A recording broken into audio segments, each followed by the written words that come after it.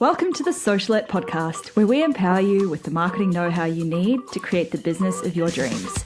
I'm your host, Steph Taylor, and I'm a marketing nerd, Shiraz lover, and passport stamp collector. Join me as I dive into all things small business marketing and deliver them to you in bite-sized, fluff-free lessons every Monday, Wednesday, and Friday. Let's get learning.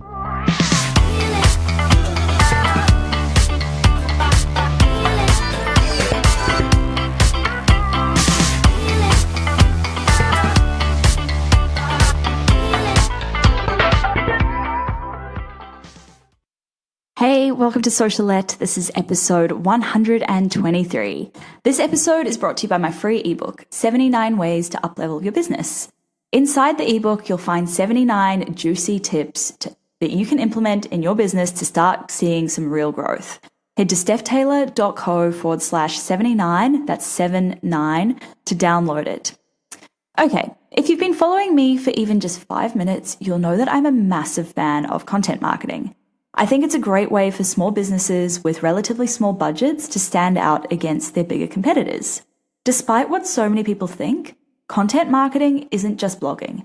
It can be podcasting, video content, even just sharing a post to Instagram is content marketing in a way. Continuing in the trend of the last few episodes, today I'm looking at some of the content marketing lessons I learned in 2018, as well as what's working well right now in 2019. Okay, lessons learned in 2018. The first lesson I learned is you don't have to be everywhere. If you try to be on every single content marketing platform, you're only setting yourself up to fail. There's no way that you, as one person, can focus on creating that much content and still run a business and not lose your marbles. It's just not possible. Trust me, I tried it and it was not pretty. Instead, pick a few content types and a few platforms to focus your time and energy on. Lesson number 2. Repurposing is the best thing ever. I repurpose my content like crazy these days. This one podcast episode gets transcribed into a blog post. That blog post then gets shared on Facebook and Pinterest. I'll also take snippets from the blog post and that will get repurposed as Instagram captions. I could even repurpose more than I already do, but I haven't really got my processes up to scratch just yet, and I don't really need to be completely honest. Lesson number 3, podcasting is amazing. So I launched this podcast in May 2018, and I think it's probably been the best thing I've done for my business. Actually, no, it has hands down been the best thing I've done for my business. I mean, obviously, I'm going to tell you that podcasting is amazing, but it is no joke the best thing I've done. Everyone seems to be launching podcasts these days. So if you're thinking of launching one, make sure you have a really clear point of difference. So why someone should listen to your podcast instead of anyone else's. For example, with this podcast, my point of difference is that the episodes are bite-sized, whereas pretty much every other marketing podcast out there is like an hour long and takes forever to get to the point. Okay, so those were the lessons that I learned in 2018. What's working well in content marketing in 2019?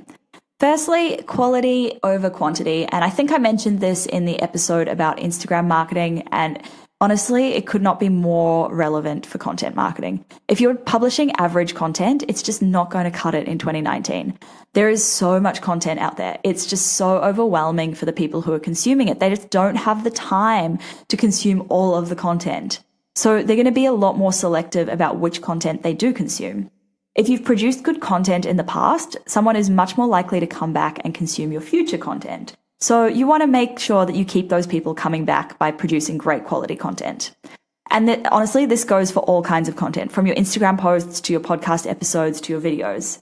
Spend the time getting it right and making sure that it's better than whatever else is out there in your space.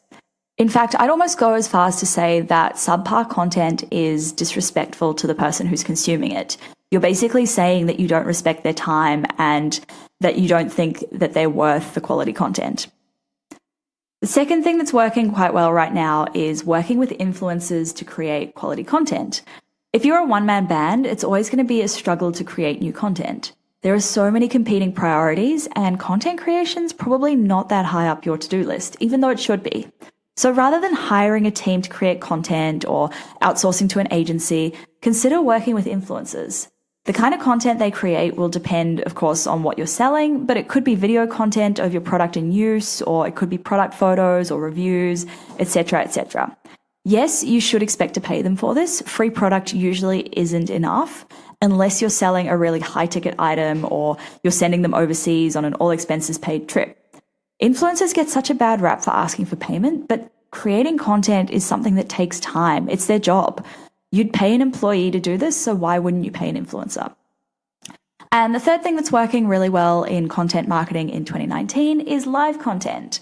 So whether that's a webinar, a Facebook Live, Instagram Live, YouTube Live, whatever it is, live content is super engaging and it can be incredibly effective for converting people into customers or clients.